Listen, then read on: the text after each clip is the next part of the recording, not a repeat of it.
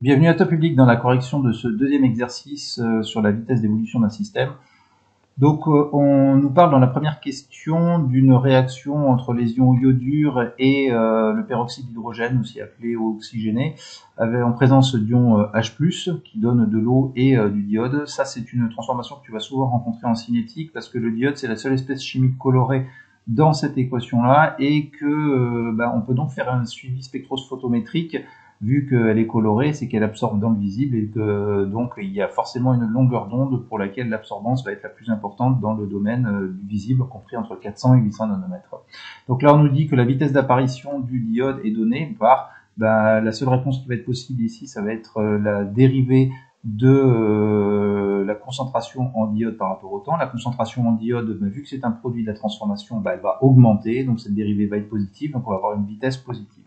J'en profite pour parler de la deuxième réponse qui est ici avec le signe moins.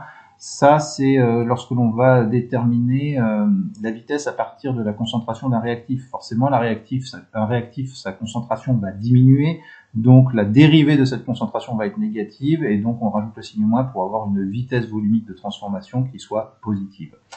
Le temps de demi-réaction, c'est la durée nécessaire à la disparition de la moitié du réactif limitant. Donc ça, c'est une des définitions que tu peux trouver dans la littérature. J'aime bien également l'autre définition, c'est la durée nécessaire pour que l'avancement soit égal à la moitié de sa valeur finale. Et je précise bien finale, c'est pas l'avancement maximal, parce que une transformation ne va pas nécessairement jusqu'à l'avancement final.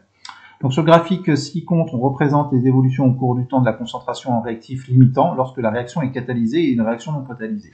Donc on a déjà vu, un catalyseur, ça permet d'augmenter la vitesse de transformation chimique. Donc on s'aperçoit que ici la courbe en rouge atteint une asymptote horizontale à 0, donc la réaction est totale, il y a disparition de ce réactif limitant. Cette disparition du réactif limitant intervient beaucoup plus tôt que dans la réaction modélisée par la courbe verte ici, donc ça veut dire que nécessairement cette transformation-là est plus rapide, celle qui est modélisée par la courbe rouge est plus rapide que celle qui est modélisée par la courbe verte. Donc ici, le temps de demi-réaction est plus faible pour le système dont l'évolution est représentée par la courbe rouge. Bon, le temps de demi-réaction, si on avait à le déterminer, tu prends la concentration initiale, tu la divises par 2, tu traces une droite horizontale, et l'intersection de cette droite horizontale avec la courbe te donne le point d'abscisse qui te donne la durée nécessaire pour atteindre le temps de demi-réaction. Ok.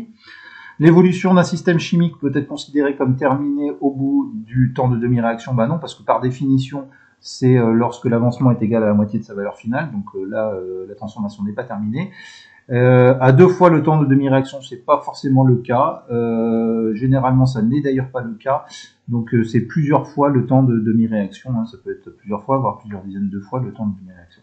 Voilà, écoute, j'espère que la correction de cet exercice t'aura aidé à un peu mieux comprendre les notions abordées dans la partie de cours. Et puis, je te dis à très bientôt sur la chaîne.